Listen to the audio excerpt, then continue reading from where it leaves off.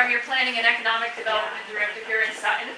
And today we're going to talk about some really plans that have come out of a process we've been going through for a while. As you may or may not know, the Planning Board and the Planning Department are tasked under law in Massachusetts with a number of things. One of the things we're tasked with in Massachusetts is keeping an up-to-date master plan within the town, and that's kind of like the framework for any number of areas of development, land use, capital planning, those kind of things for the next 20 to 25 years. So we updated our master plan back in 2012, and that process involved a lot of public surveys, a lot of public forums, seeing what people thought, getting their opinions. And one of the things that came out of the master plan in the housing and land use section was that people really wanted us to think about, to evaluate what we have for housing stock here in the community, what we have for demographics, who lives here, what do they have for income, what are their ages, those kind of things, and what do we have for housing, and is there a mismatch? Is there a lot of this kind of housing, and people who make this kind of money can't afford that housing? Are there mismatches? Are there things missing that people need? And how does that tie into economic development and encouraging businesses, restaurants, local services? How does that all kind of weave together? And what do we need to do to change available housing or different things to encourage the kind of uses we want? Say if we want restaurants, or how does that all weave together? So the first part of kind of making that evaluation is doing what's called a housing needs study. So we just completed this year a housing needs study. And what it did was it looked at the demographics. Who lives here in Sutton? Who lives here? What are their ages? What's their income groups? And it looked at housing. What kind of housing do we have here? What does it cost? What's the average housing cost? How much housing do we have in certain price ranges? You know, $400,000 plus, $300,000, $200,000. How much one-bedroom housing do we have? How much two-bedroom, three-bedroom, four-bedroom apartments? What do we have out there? This process also involved talking with developers like Galaxy Development, who owns the grocery store project, housing developers like the developers of the villas at Pleasant Valley and Leland Hill Estates, and local builders who build big things and who build one house at a time. And we talked to local realtors saying, hey, what are you seeing out there? Are more people looking for this kind of house or that kind of house or whatever? And lastly, we talked to industrial developers like Prime Metals Corporation down here in South Sutton and said, when you're looking to locate a new building, what is important to you? And we tried to pull all of that stuff into, all right, so kind of how does housing influence any of that? What are we missing for housing needs, housing that people need in the community? And what can be some recommendations about what we should do with respect to housing and how it drives all of those different things? New businesses in town, new local services, the ability of people, young people, to grow up and stay here, start their families and live here, the ability to seniors who have been here all their lives to stay here. So, I'm going to give you a snapshot of what we found out and kind of where we're going with some recommendations. And then what's really important, the most important part of it, is hearing from you what you think is missing, or what you think is crazy, or, you know, just really hearing kind of how you feel about the things. Okay? So, I'm going to just kind of jump in and go through this, and you know, keep some questions in mind if you have questions that you have to ask. If you're pretty sure you can't remember that question for the next 15 minutes, just feel free to pipe up, and I will do my best to answer those questions as we go along. Okay? All right, so this is our presentation, Home in Sutton. It's a discussion of the power and potential of housing choice. And all I have to do is figure out how to use this. Yes! Okay, good. All right, so who calls Sutton home? This is an age breakdown of Sutton. And as will likely be no surprise to anybody, Sutton is aging faster than the state, It's aging faster than Worcester County. It's aging faster than any of our adjacent communities. Okay, you can see Sutton's average age there is 44.8 years. And you can see all of the other adjacent communities. Worcester County is only 40.1. The state of Massachusetts is only 39.4. So, and you can see our breakdown by the percentage of population and the change just in the last 7 years. The only age groups that are really increasing are 50 years old and up, and that one little blip of young professionals there, 25 to 29 years old. Those are the only increasing age groups. So that's kind of background data. Who calls Sutton home? This is a breakdown by job types. So, and you can see in Sutton, the people that live here, a lot of them work in educational services, healthcare, social assistance, and then you've got a lot of people working in retail trade, manufacturing, construction.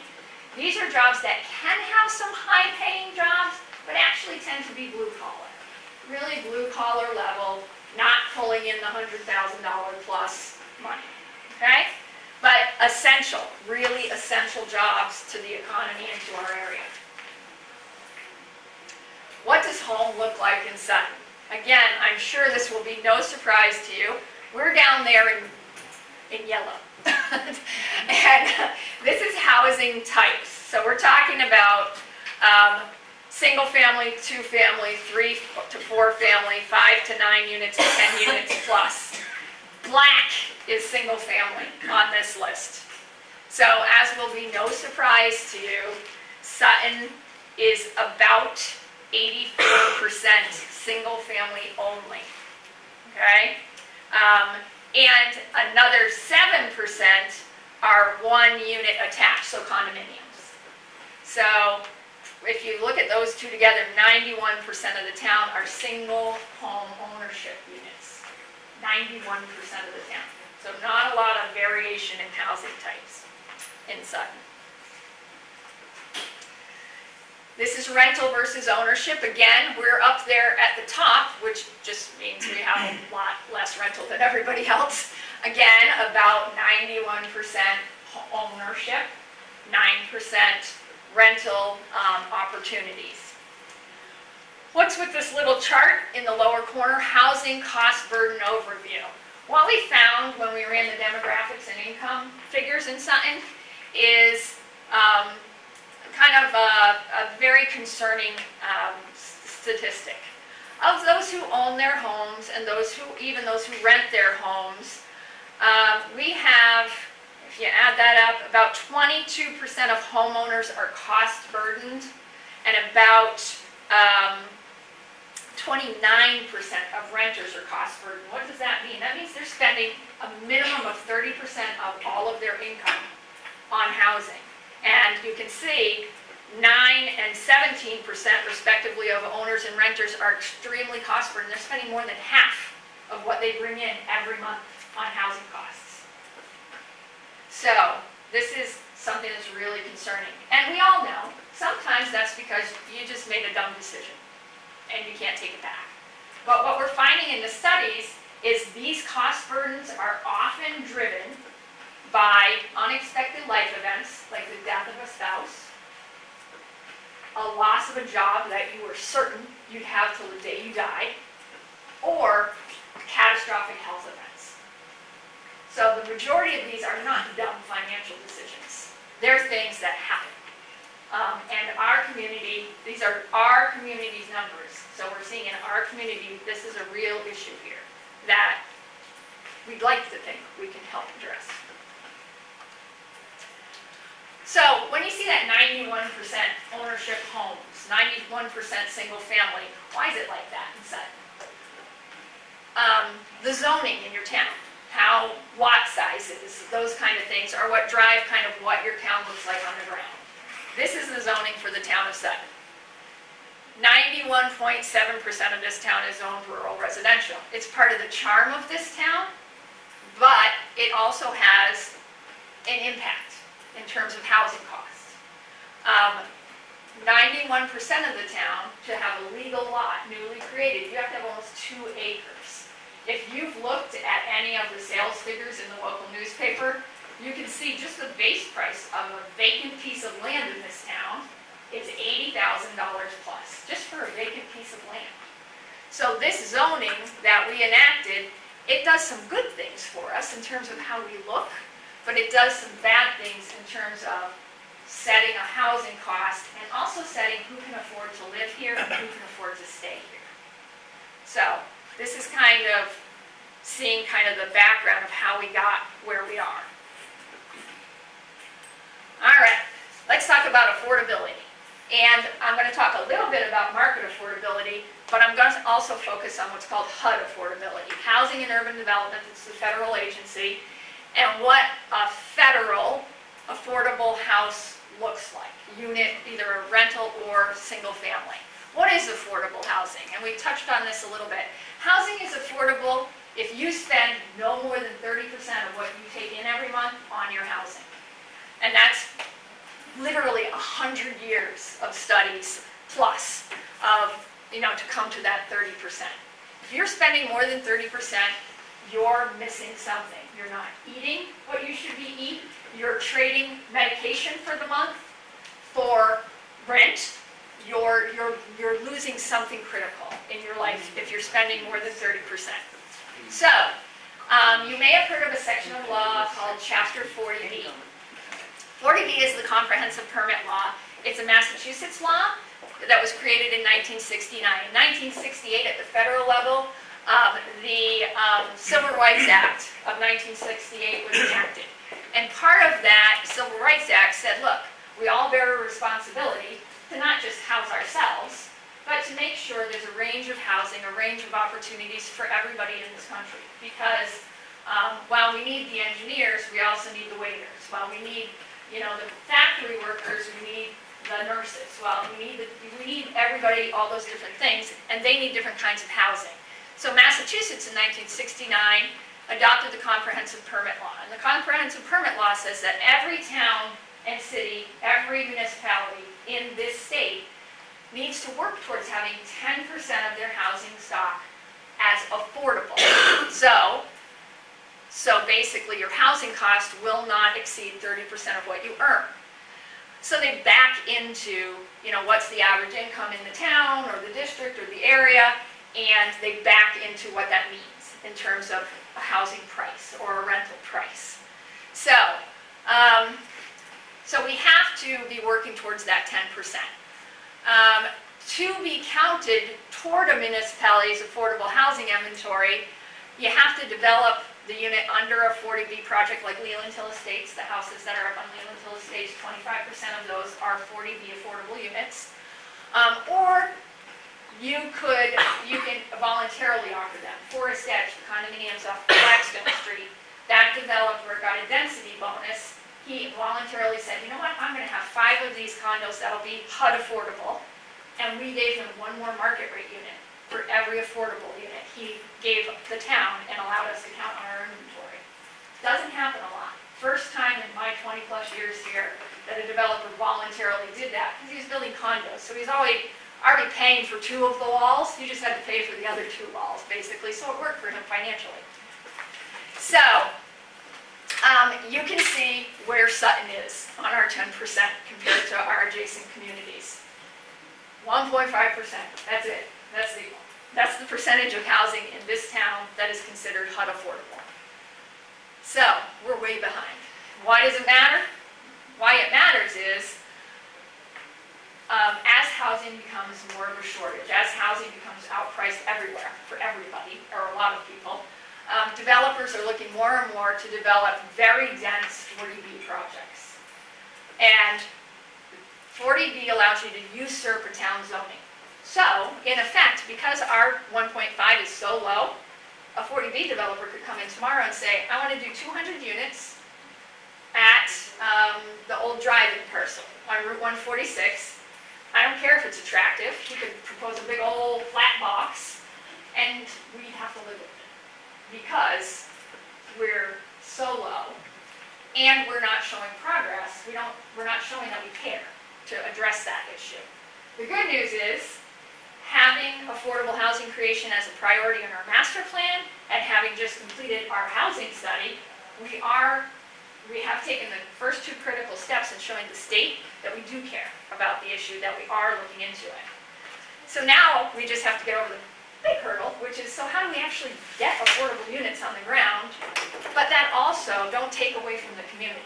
Because the majority of people in town will agree there's a reason why they live here, and sometimes it's just you were born here and just didn't leave. But when you look around, Sutton is an awesome, unique place. Its people are unique, its landscapes are unique, it is a really awesome place.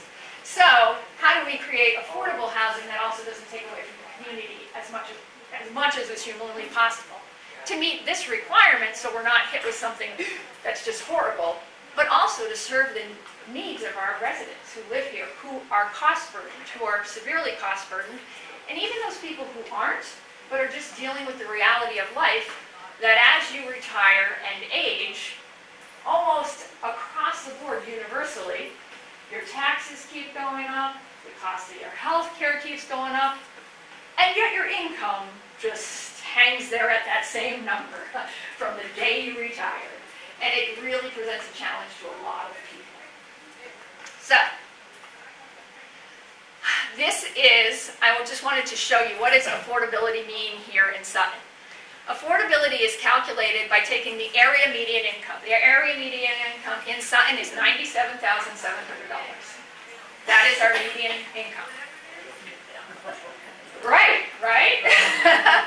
Low income, which is what we strive for when we do affordability, just because honestly, it's just politically easier to just go for that top level than to try to shoot for those next two levels down. Not that we won't, not that we don't.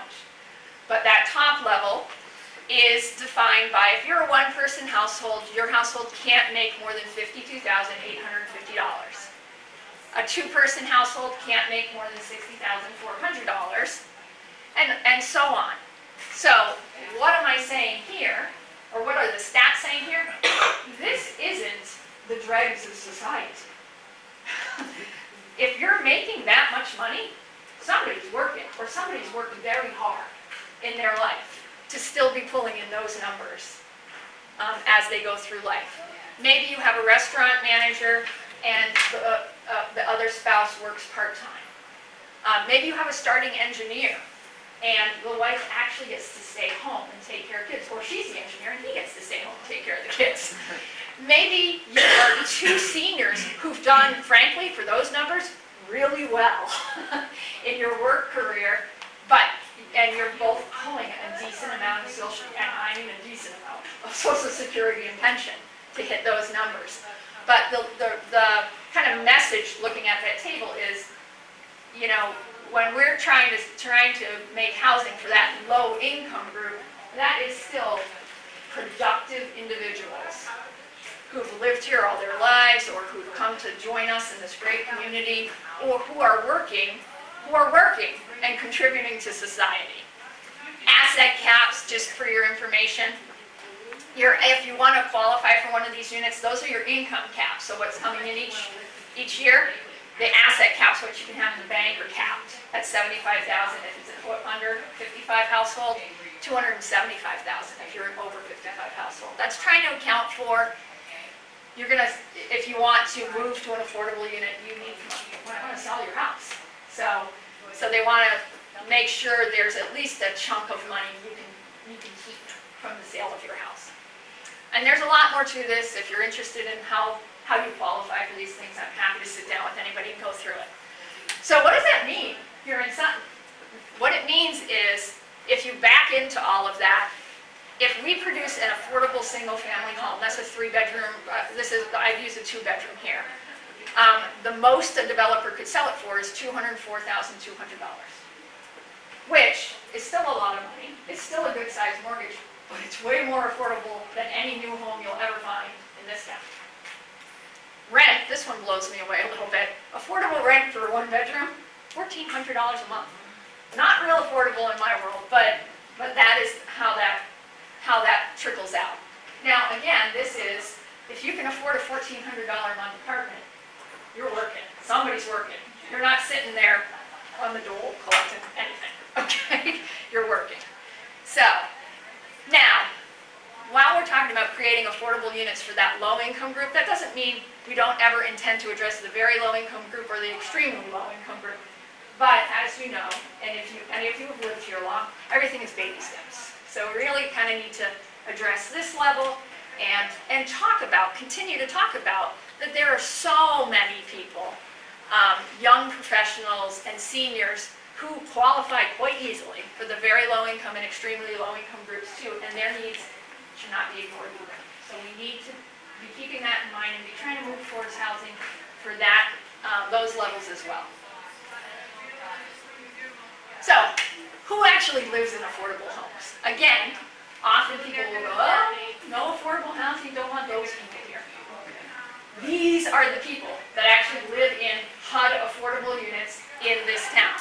You'll recognize the SrCtr Apartments probably. This is a home in Leland Hill Estates in the lower right. That is a god-awful looking house, isn't it? Those on the left are Forest Edge, where we have the voluntary affordable units. These are the jobs of the people who live in those units.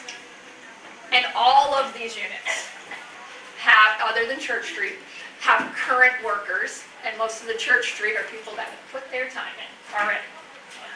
We have a manager, we have a nanny, we have a sales rep, an accountant, an analyst, a wire extruder, an individual that works in the utility industry. Those people. That's who lives in this town in affordable housing. All right, so I told you we talked to some realtors, we talked to some builders, we talked to some developers. So in my interviews with the realtors, interviews with local realtors showed the following. Fewer buyers, not any buyers, there's still buyers looking for everything, but fewer and fewer buyers are looking for large lots, especially younger buyers. They don't want to spend 2 hours mowing their lawn. They want to do things. They've got kids. They want to go to soccer practice or whatever. And even retired and aging people are looking for smaller lots because, again, they'd rather have an experience or enjoy their time than spend it on their house. More and more buyers are looking for first floor master bedrooms. They're thinking ahead and thinking, you know, if I have a chance to stay in this house, it's got to have a first floor master. Even if I'm spry and healthy, I might need a knee replacement at some point. Boy, is that going to be a pain. So, more of that going on. And there's more and more people looking for rental opportunities who, for one reason or another, young and old, just want to leave all of that to someone else. I just want to pay my rent. You can shovel my driveway. You can take out my trash. You can worry about whether the hot water is there in the morning. I don't want to do it. How does housing affect development? We talked about this a little bit. This is what came from my interviews with large employers and development companies. They indicated that, and this came up again and again when we were doing the businesses in South Sutton Commerce Park here, their number one decision when they're looking to relocate a company someplace is how close am I to my distribution channel and my customers? Of course. Why would you want to be there when your business is here? Their second most important choice is the availability of housing for their workforce and their proximity to a suitable workforce. Well, we are lucky that we live in Worcester County, which has a huge range of all forms of workers, from unskilled laborers to 11 colleges worth of highly skilled young people.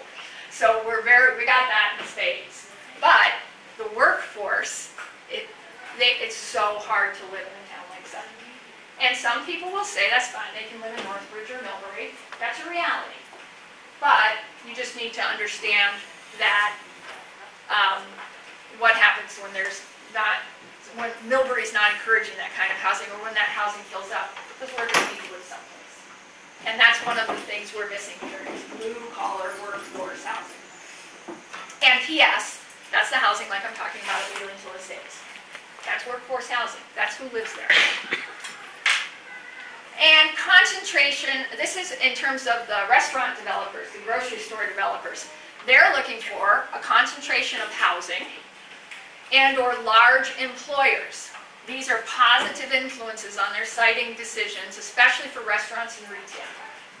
So they used to do this. They used to do, when I first was a planner, which has been 30 years now, they used to do an 11-mile radius, a retail store or a grocery store, and just count median income in there and the number of people in there. As development and housing and demographics have changed, that 11-mile radius is now 3 miles. So now they're just looking within 3 miles. And while you've got some pockets in Millbury and Northbridge of some higher density numbers, we're not meeting the formulas anymore to drive restaurants, to drive retail, those kind of things. So encouraging, again, higher density but attractive housing helps that, and having larger employers helps that. When Prime Metals went in and hit the paper, I got a call from Galaxy Development 2 days later saying, whoa, tell me about this Prime Metals, how many employees? I said 275. Because that helps drive the people who want to locate in their center. So this is a little bit on how these things weave together. So, how we want to try to meet the need. Housing needs study. We did the housing needs study. We got a grant. It was paid for by the state, and we got the assistance of our regional planning agency, and we worked with a housing study group to see what people thought, to look at these demographics, the actual facts that are out there, but to also reach out to the community and ask questions. Last year, you all, every household in this town, and every P.O. box in this town got a postcard that said, hey, we want to know what you think about this. Please go online, or go to the senior center, go to the library, get a survey, fill it out, tell us what you think. And here's a few forum dates. There was a forum here at the senior center, there was one at the town hall. Come participate, tell us what you think. Because in reality, that's the only way, other than looking at the numbers that we can get our hands on, that's the only way we know what the community thinks. So, if you choose to participate, you become the planners for the community. If you choose not to participate, hopefully you don't complain too much. All right, recommendations that came out of the housing study fell into these groups. Capacity building studies, strategies, like promoting the adoption of the Community Preservation Act, which can be really controversial. That's like a flat tax on your tax bill every year. We talked about it once, kind of went down in flames because it wasn't well presented, but it can be money that goes in a suitcase for production of affordable housing, for historic preservation, and for open space preservation. I won't go into detail. If you want to know more about that, we'll talk about it later. Doing community outreach, like I'm doing today, to tell you about what's really going on demographically in the community and what's missing there. Just trying to educate people and answer questions that you may have, and listen. Us listen to you. Housing development strategies. Maybe look at what property the town of Sutton has and think about developing some affordable housing as a town that we would control in terms of density, in terms of height, in terms of architecture. So thinking about that. Could that work? Doing things like zoning strategies, exploring inclusionary zoning. What that means is, right now we only have one bylaw. Our continued care retirement community bylaws are over 55. That requires a percentage of HUD affordable housing. Only one type in Sutton requires it. So it's adding it in to all of our types of housing, or at least some of them. So if you do just regular condos that aren't age restricted, saying, you know what, some of those need to be affordable too. So you get a sprinkling of affordable housing in all different types of housing that's allowed in town, as opposed to one block project or whatever, or maybe in addition to a smaller project and then sprinkling them around it. So these are the strategies that came out of the housing study, the surveys that people responded to, and what they said in the sessions, and what we saw in the demographics. So we had to say, okay, so where are we going to start? So, adjusting the current bylaws is one of the easier things, you would hope. So the first thing we're doing is kind of looking at things like our regular condo bylaw. Let's add some affordability in there. You'll see on the town meeting agenda for this October, Our continued care, our over 55 bylaw currently requires 10% of units be affordable. We're just treading water at that point, because you remember, we're supposed to have 10% of every unit in town is supposed to be affordable. So if we just require 10%, we're just keeping up. We're not getting ahead. So on this year's fall town meeting warrant, you'll see an article to jack that percentage up to 15%. That's not a lot more units, but it shows the state and it shows our community that we really want to try to get some more affordable units out there for people.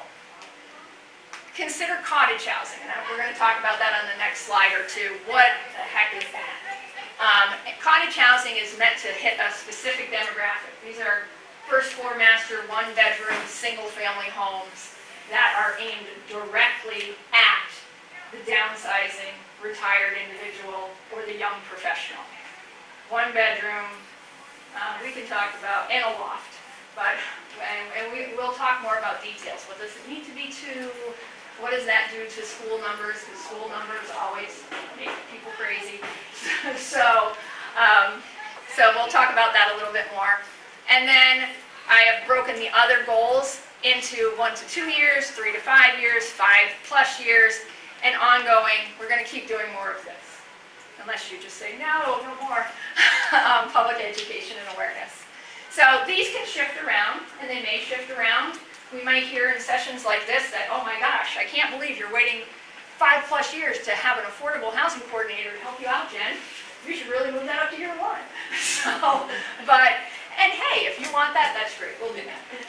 So these can shift around, but these are the two that the planning board and the housing study committee said, you know what, let's get right on these first two, because we can really go after that right now. So this is cottage housing, just so you get a picture of that. That picture on the front of this presentation, these are generally neighborhoods with between 4 and up to 12 homes. So the original conceptualization is not like 200 homes or even 50. It's 12. Okay. This is an actual, that layout in the middle is Concord Riverwalk in Concord, Massachusetts. 12. Centered around a common area. That's their little community garden down on the end. In this case, these guys, believe it or not, in New England don't have garages. Our draft cottage bylaw does have a garage, okay, because it is New England. But a lot of the ones that are out there that I went and visited and photographed actually don't have garages. They have that group parking. You'll see the group parking between the 4 and the 6 there. They would have to be on at least 5 acres. We ran the map with 5 acres. It's got to be bigger than 5 acres, because 5 acres has way too much potential impact. So now we're looking at 10 and 15 acres. 1 bedroom with a loft is the current design, but I'd love to hear some feedback on that. Required cottage design elements. This is huge. This is about what we love about what Sutton looks like. Porches are required. Sloped roof lines are required. Architectural detailing is required so that you end up with what you see on that screen. Those kind of, that look, that kind of feeling instead of a box. You know, a row of boxes. So, clustered around an open space, and at least 40% of the site as a whole has to remain as open space. Because again, our open spaces are part of our charm here.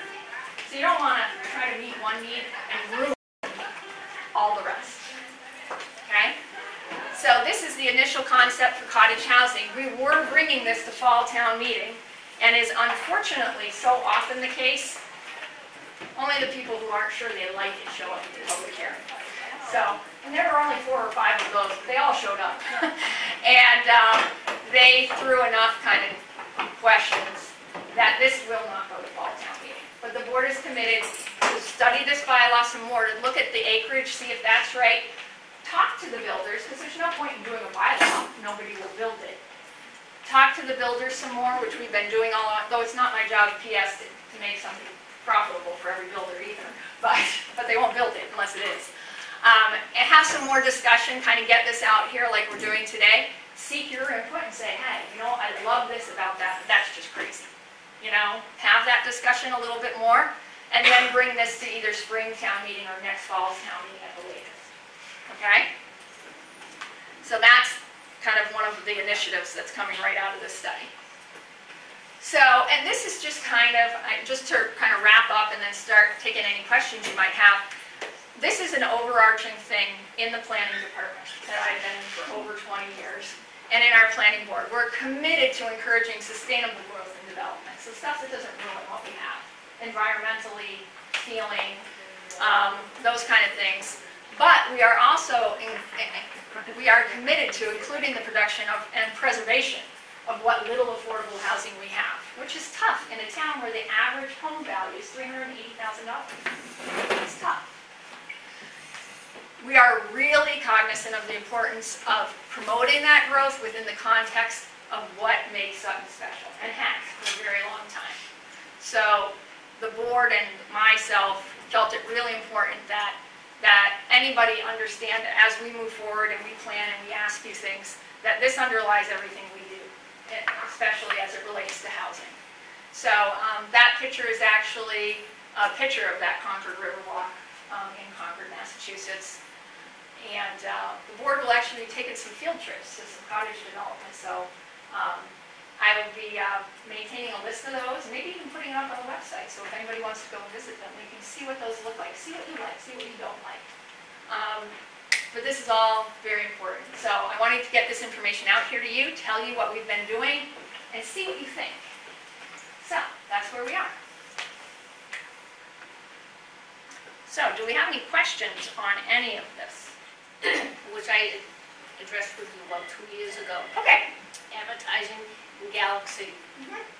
It goes to the 01590 zip code. It doesn't go to the 01526, which is their job. I know we're a different area in the town, but why are we not getting some of this so we can go and participate in some of these things? Not everybody gets the Chronicle, but my son, who lives in Douglas, gets the flyer every week. For the grocery store, and you don't get it. Exactly. That's crazy, yeah. You know, the issue of, oh, don't you like going to the supermarket? You now have a supermarket. I don't know what the hell that supermarket has. I don't get the flyer. And after you have Hence, I go to Oxford. I go to Northbridge. I go to Uxbridge and Milford. All I can tell you is I had the discussion not just with the developer, because what are they going to do? They don't own it, but with the management at Market 32. And they So gave just me, Market 32 is that whole complex. yeah. So they gave me the, well, that's controlled from that corporate level. So, but they would work on it, because every customer is important to them. So, you know, I will continue to push, because, you know, Manchog is a valuable part of our community. There's a significant demographic base down here, and they need to know what's going on in the larger community. To that end, I did offer to Michelle, and you can let her know whether it's valuable to you or not, but I often find that, you know, there's a lot of kind of rogue information out there in the community. And what I like to do is visit as many places as I can, including the senior center, to just kind of say, hey, this is what's going on in town now. This is, you know, this guy's moving in here, and this is coming to town meeting, and this is going in there.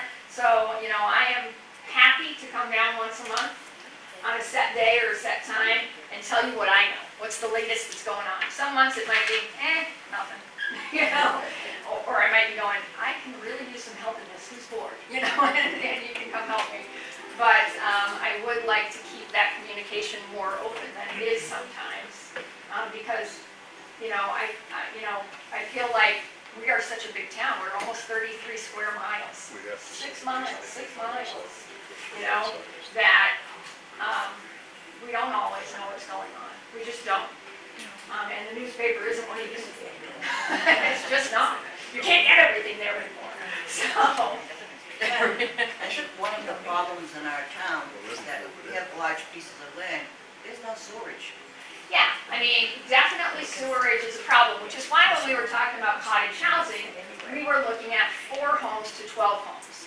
Because if you look at that size on 5 acres plus, if it's a decent piece of land, if it's not complete clay or ledge, you can usually do a Title V system to serve that many homes. So a lot of these sizes and densities were driven by our discussions with builders and septic engineers and stuff. You might have seen the Wedford Farm proposal on the end of Armsby Road, 93 units of condominiums, some single, singles, some duplexes, some triplexes, cottages for over 55. That whole project was originally proposed and had the complete engineering to be on 4 group septic systems. So you can do significant density on group septic systems safely if the soil is right. Now we all know the soil's not right in all of Sutton. There's whole chunks of it that aren't. But this design does give you the ability to still have these kind of developments outside of sewer and water areas. Though of course, where there is water and sewer, maybe part of the discussion is, do we cap it at 12? Do we go to 20? Do we go to 30? Is this something, can you make that pretty at a higher density or no? Is it, if you have water and sewer, that allows you more size flexibility in terms of the numbers? So that's all of what kind of goes into these crazy discussions. Wakes Jen up at 3 in the morning. With the cottage housing, Uh-huh. are they gonna have a maintenance fee on top of whatever you're paying? Because that's Yes. everywhere. Absolutely, which is why we went out to these projects and said, all right, we looked at kind of what they have for open space and said, what is your fee? Because if you tell me it's $400 a month, I'm going to tell you, I don't know. That's it. Doesn't matter if the mortgage is affordable, you can't afford the fee. So what I found is on the few that I visited, their maintenance fee is ranging anywhere from $75 to about $200 max. So they're not horrible, and then you work in the pricing, and you are way better situation than you are in a lot of places. So we want to try to get at 2 things with this form of housing. There will be a minimum percentage of HUD affordable units in cottages. So at least 15%, maybe 20, depending on what people say, of cottage neighborhoods would be HUD affordable. But we wanted to be designing a home that can be more market affordable too, where a builder's not paying as much to build it, but it still has those great little features that make it attractive. The one thing we're always concerned about is what we saw at Leland Hill. 25% of those units, 13 of those homes were affordable. They paid between $195,000 and $215,000, depending when they bought their homes, those 13 homes. All of the rest, and there were 52 total, the developer started out on the market around $360,000. He never had to take a number less than 360. The last 2 he sold, and these are lots that are 10,000 square feet to just under an acre. The homes are 1,800 to 2,100 square feet. Most of them are 3 bedrooms. They're brand new, so that is cool. But he never had to take less than his asking price, and his last 2 sold for $370,000. The first 2 units just turned over. One of them turned over, and this is like not the original developer. This is what the market did on these little lots with these little houses, albeit new. This is what the market pressure shows you how little of this type of housing there is, how little is out there. The first 2 turned over. The first one turned over at $415,000. The second one turned over at $465,000. So you always worry, and I don't know if there's a way to address it in the bylaw, and you guys can brainstorm, of is there a way, other than designing a home that's more affordable to build, to keep those market rate units, that you don't want to control everybody's unit through a deed, from going crazy, because everybody wants that kind of unit. So, and that'll happen to a certain degree unless you get too many of them out there. And we don't want to do that either. You don't want a whole bunch of vacant stuff sitting around. That's not good either. So it's a tricky balance. It's crazy sometimes. So, Jen, yeah. just to know that the ones that sold are not the affordable ones that are selling for that price, because those only have a percentage that they can go up. They have to stay affordable. Yeah, maximum of 15% is Yeah. all you can get. And it's usually not a full 15%. It's a crazy formula. So yeah, those affordables are affordable in perpetuity. Right. And the state tracks their transfers, and we have to sign off on their transfers too to make sure nothing hokey's going on. So yeah. Jen, for the cottage housing, is it reasonable to assume that from the outside, all the units look the same? Yeah, whenever you include affordability in any project, including Leland Hill Estates, there's no way you walk down and go, that's the affordable one. It's on the inside where you go, oh, that's Corian, it's not marble, you know, or You know? So it's the finishes where you're picking up the costs. And then secondly, so if you're single and making 60,000, you can't help, there is no help for you. Because Yeah, we're that was 7, 50 something? you were at 53. Yeah. But Yeah. yet, Yeah, there's always a gap. There's always a gap. Here's the good news, though. There's a little bit of good news, because somebody asked me this, so I want to address it in case anybody's thinking it. Somebody said, well, you get an affordable unit, you just squeak in. Because it's an interesting group. You have to make enough to qualify for a mortgage, but not too much, so you bump the income limit. So it's an actual, unfortunately, the formulas make it an interesting group of people. Leland-Hill Estates, the first lottery we did was 8 units, and 3 people qualified. So then it's first come, first served. And when we do a lottery, Sutton residents and/or their kids and people who work in this town have priority. They get basically 2 tickets for every 1 ticket everybody else gets. And then they just have to get put back in the pool. If you don't get chosen on the first one, you go back into the pool. So we try to make priority there. So the formulas make that tricky to meet that requirement. But train of thought just derailed. Where was I going with that? Sorry. Senior center, it's okay. Right. That's every day in my office, I should say. So where was it? well, but basically, I guess my point is that for the people that are in the middle, We're but still. you're stuck. We're still stuck. Yeah.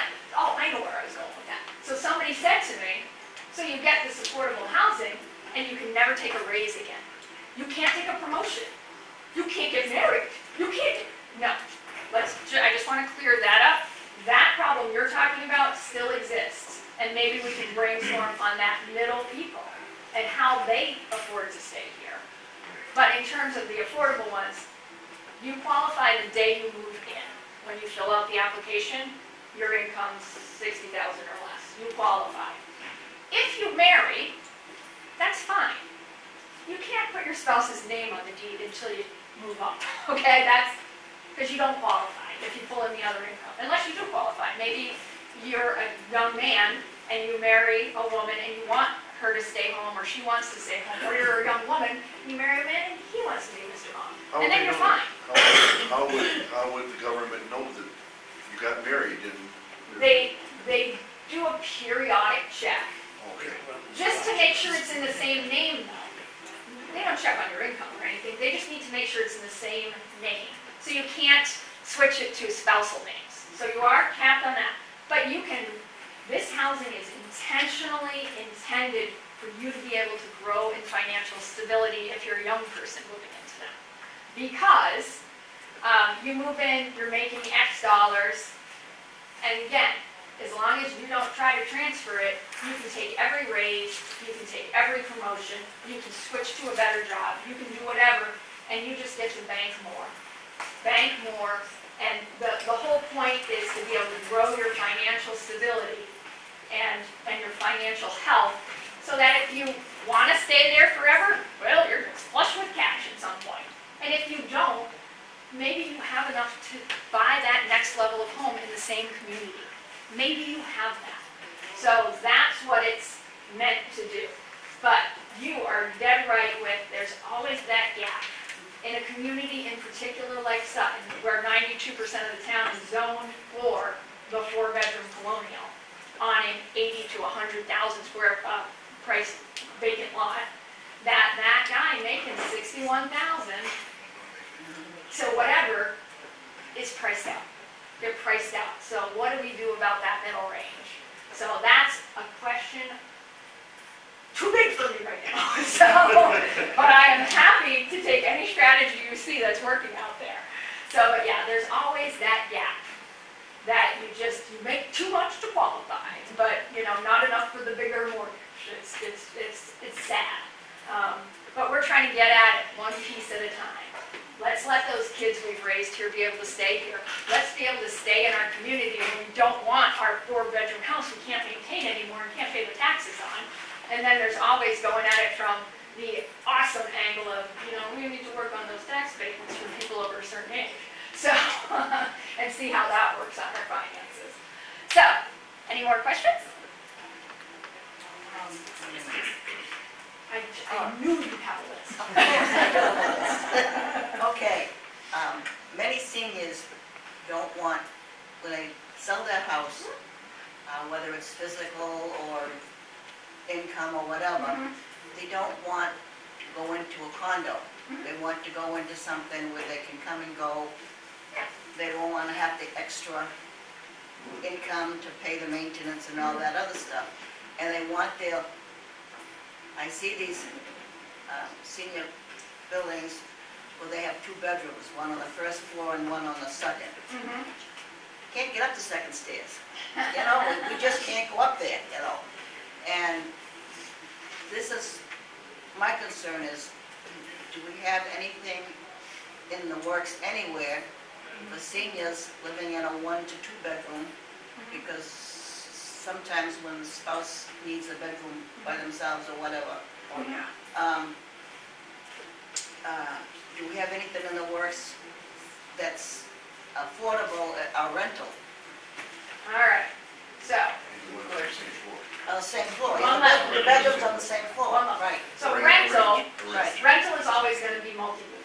So you're always going to be in a Okay. building with other people. So, and so in Sutton right now, our regs only allow for that under our continued care over 55 bylaw. They only allow for it in that regulation. Right now, our bylaw is structured to be as flexible with that bylaw as we can be to allow developers to kind of pick and choose what they want to do and what they don't want to do. And what the market's been telling them they can sell right now are the condos with the first floor masters, but still that second half level or whatever, where there may be a bedroom, there may not. Wedgewood Farm has 3 price levels, 1 car, 1 bedroom in the 260 range, 1 bedroom, 2 car in the 350 range, and their 2 bedroom, 2 car, they believe they're going to get $415 for, and they might. The site plans are on the town's website. You can see it's a lovely community, but it's not overly affordable. So the only bylaw that right now allows that apartment configuration is that bylaw. If we went back to the zoning chart, this town does not allow apartments otherwise, period, in this town. Good question.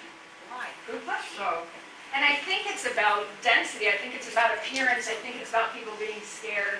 Is that, excuse me, is that what, like what she said about renting, you know, with so many apartments and you want to be on the first floor? Yeah. So like Church Street, so are you saying that there's no way you could ever, they'd ever have another place? Yeah, Church Street is a different animal. Church Street was developed through the state by the town's request, specifically for seniors and disabled in that configuration. If we do a project on town housing, like town property, we can choose to do that. But our zoning won't let a private developer do that, period, in this town. So, Plus, unless it's a 40B, you could do it under a 40B again, because you can do anything you want under a 40B. yeah, but the other thing too is, the one down Church Street just drives me crazy because disabled and seniors have to come outside in the wintertime and then go down the sidewalk to another building to do their laundry and take all that stuff with them back and forth. We didn't have a planner yet. There's No, 2 but right that- here. These I know that. Jen's not Yeah. gonna let that happen. That's not gonna happen. Well, who But yeah. is in charge of that? Is it that run completely by the state? State. It's run by the state. We do have a local director who lives in this town. Right. Who runs that, obviously, but it's all state, that is all kind of state mandated. There can be a different level, like, there can be a different level of town influence in those that kind of housing as well. So, and I've heard now from you, I've seen some heads shaking that maybe we want to look into that. If we're going to develop something on town property, maybe it should be a mix of things. It should include more housing like Church Street, more intuitively designed to better serve that population. One thing I found out, if you have a 2-level, even for senior housing now, Yep. that the requiring an elevator? Well, if it's a multi-unit building, Yeah. and you've got yes, you Right. have to. Yeah, Which I is mean, one I know of, yes. those that I've been in don't have it. I've gone to different ones, but that's what the state's requiring now. Some of them might have to close unless they can get someone to put the elevator in, but, Yeah, yeah. that is absolutely a requirement on multi-levels, individual multi-levels on multiple floors. Right. It has been actually for a little while. So ladies, anything over from this table we forgot or you want to comment on? No, You can always contact me on the side. I will, Okay. you know. Anything over here? Well, honestly, I'd like to take the opportunity to sincerely thank Jen for, making this a priority, because certainly it's something that your town needs. It's something that is brought up repeatedly, is affordable housing, because you want to stay here. We all have, myself, my staff, we all have jobs here because of this wonderful town that you built, and we're going to do our best to help you stay here as best as we can. And thanks to Jen, because she's making this all happen. So thank you, Jen. I can't believe that with all the duplexes in Manchog, and that, are they getting $1,400 a month I'll rent? tell you, I'm shocked. I'm shocked. We just did one update in the center of town. I lived over there. It's a and I gotta say, one-bedroom in the center of town. Granted, it's, in Sutton Center, and that one is just shy of $2,000 a month. Oh my God. It's just And the there was a going rate. line. There was a line of Yeah. people for that. That's awful. It's just the going rate. It's the That's one what it that's is. over there, I got like It really is. $400. It's what it is, unfortunately. It's not the, Any more these questions rules. from over That's more here? than Bobby got in the city. Oh, obviously, I asked a question. Yes, I just want to know, does the town have land that would be, that could be Yes. available? Yes, for But you this? didn't get that from the other Sure. rented office. looking at Yeah. it, checking it out, seeing how it'll work, yes. Okay. Hoping to get some closer to the senior center. But what I'm trying to say is, that's the one thing that we do need in town. We need something for seniors on a single level. Yes, I agree. Because they can't do the multi, Yeah, we did just there, again, this year's fall town meeting is on October 21st, and there's the increasing the HUD affordability in the continued care retirement developments. You're gonna love this one, so let me explain it to you now in case you show up and go, what the heck is she doing? In the state of Massachusetts, it is the policy of the Department of Housing and Community Development. If you are over 55, or any bylaw where you're integrating affordable units, specifically says in the wording, nobody under the age of 18 can live here. If it says those words, you can't count any affordable units you create on your subsidized housing inventory. They won't count towards that 1.5%. We're trying to get up to 10. So, one of the articles is erasing that sentence from our over 55 bylaw. Still going to be marketed as an over 55, and we did a study of all of our 2-bedroom condominiums and housing developments in town. The 3 primary ones are not producing children because of their 2 bedrooms. It's just the structure. The maximum number of bedrooms in an over 55 development is 2. Most of them are 1s. For instance, villas at Pleasant Valley, 100+ units, 2 bedrooms and a really big office. That could be 2 bedrooms of its own. That project has 0 people under the age of 18 permanently living there. None. Woodburyville Heights, 2-bedroom condominiums on Boston Road, 4 people under the age of 18 living in 80 condominiums. Forest Edge is at its all-time high. Those are 2 bedrooms. They're at their all-time high of 13 people under the age of 18. They usually average 8 or 9. So we already know from 2-bedroom housing that exists here that 2-bedroom housing isn't really, it does produce some kids, depending on what kind of housing it is, but it doesn't produce big numbers of kids. So that will be something we'll be talking about as we kind of further develop the cottage housing bylaw. Do we go from master floor bedroom and a loft where you could have a guest stay or a grandchild if they come to visit? Or do we allow for the potential of a 2nd bedroom? And then is it only up those stairs? Or is there a way to get it downstairs and still live like a cottage? Because, once you get so big, it's not a cottage anymore. It just doesn't have the same appearance. So So that's part of all the fun we get to do every day when we craft these things. So, It's not so much, if it looks like a cottage, does it work for the people that are living in it? yeah, but for you, it's not if it looks like a cottage, but for the 2/3 of anybody present and voting at town meeting has to approve any zoning change. It's got a super majority. So you don't have to just sell it to the choir. You've got to sell it to the people who do want it to look a certain way, who don't want a certain density, and that's the challenge. Every time you try to improve something or change something, it's finding that balance between what you bought into and what you need. So, anything else from over there, ladies? Are we good? All right, so be in touch, okay? And we'll do what we can. Anything from the front? Anything more? Thank you all for coming. Thanks, You did a Jen. good